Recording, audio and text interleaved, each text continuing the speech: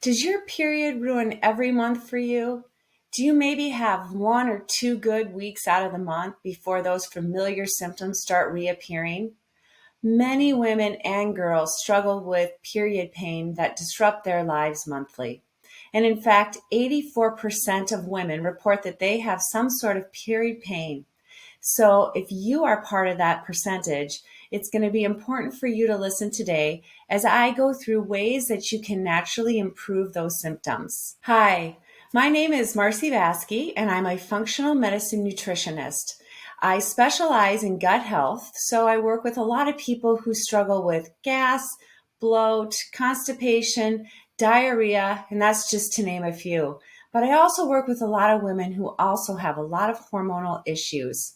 If you resonate with this or you know someone who struggles with this stuff, I have linked below a link to our website where you can easily make a first initial appointment with us and see how we can help support you on your journey to better health. But if you want to get started alone, I've also linked below our free guide to 5 ways to improve gut health.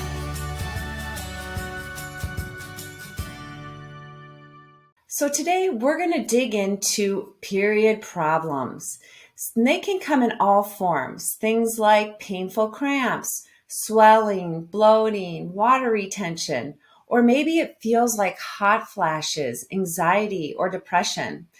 And it can also look like acne, heavy bleeding, or even clots in your menstrual blood. It's time to get rid of it, right? We're done with these symptoms. So, what are some things that we can do to help improve those symptoms?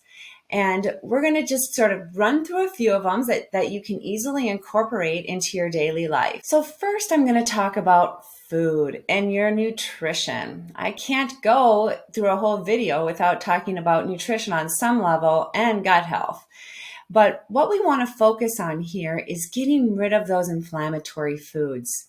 Things like processed packaged foods, damaged fats, or those high sugary foods.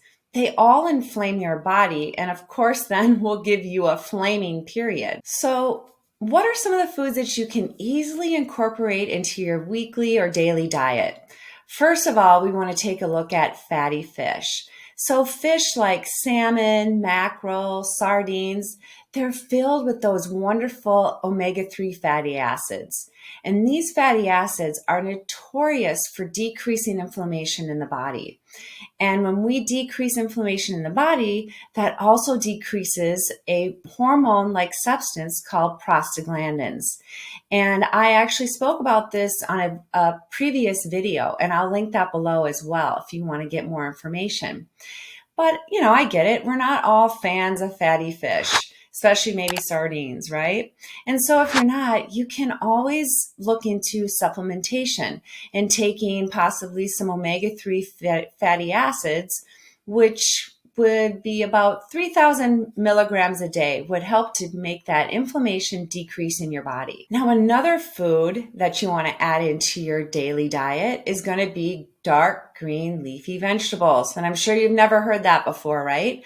But if you want to reduce inflammation in your body and reduce those inflammatory symptoms of your period, you're going to want to very much make a point to add in the dark leafy green vegetables.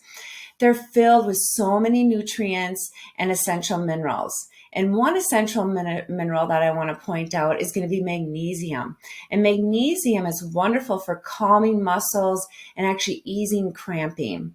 They also contain anti-inflammatory compounds. So again, bringing down that inflammation in the body is going to be key to keeping period pain away. Greens also contain a bit of fiber, yes, they do, but they also contain iron.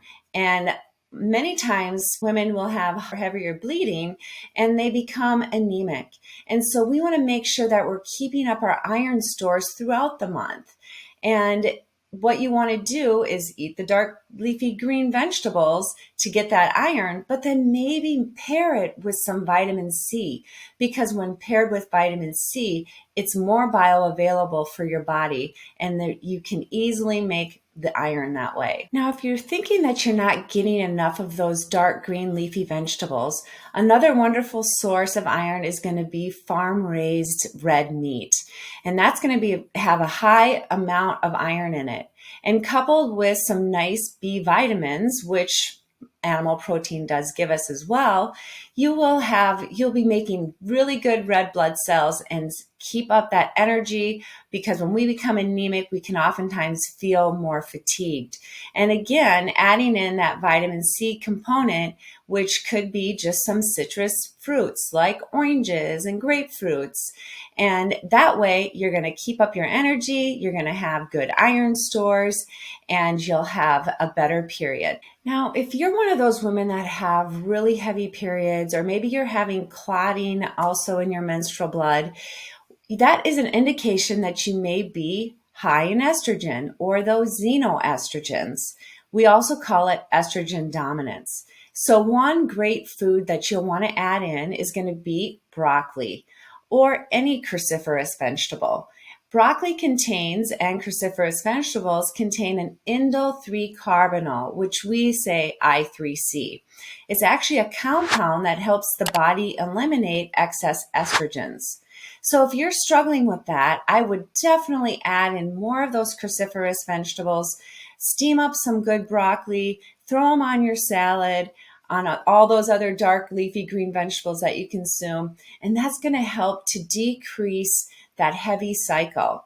Also, broccoli and cruciferous vegetables are going to support your liver and your digestive system, because it helps to eliminate estrogens. And, of course, in addition to all that, broccoli is going to be high in vitamin A, vitamin C, E, B6, magnesium, potassium, and tons of other free radical scavenging nutrients, which we're going to need and throughout, not just for our period, but for good antioxidant health as well. So now we know a few foods that we want to start including, right? We want to have fatty fish for those omega-3s.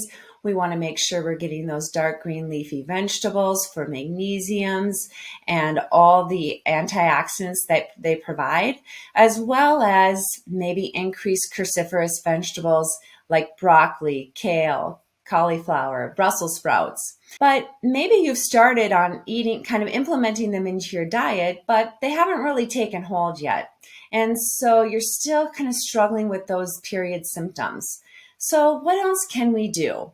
What else can we do besides, that treatment of just snuggling up next to that hot water bottle to ease cramping every month? What we might want to try here, which you might think, I am not doing it, but think about breaking a sweat.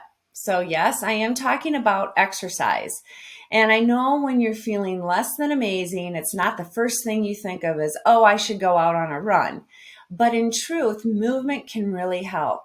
And I would just suggest pick a movement that you like the most. It doesn't have to be an intense workout. It could be fast walking. It could be yoga. It could be some, elliptical at the gym. And that's going to help you increase your sweating and make you kind of release these endorphins. I know you've heard of before in the past that if you work out, you release all these endorphins. And those endorphins can help to boost your mood and also decrease your perception of pain. So just incorporating them, doing whatever you can throughout that period is going to help in all these little ways. And it will also help that muscle tension that even contributes to our cramps. So I challenge you to give it a try and see what you experience. Another method that you might want to try is massaging essential oils into your abdomen.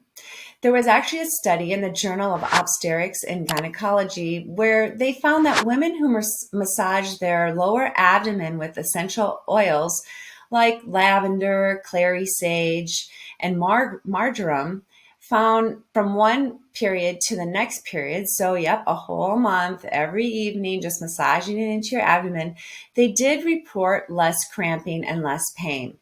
And you can easily pick up an essential oil and even just make your own, as far as adding it to a carrier oil like jojoba, and maybe adding a few lavender drops and just massaging it into your abdomen. just another kind of therapeutic way of reducing the period pain. Another method that you might want to try is sipping some tea. And many teas are going to be useful to combat that menstrual pain.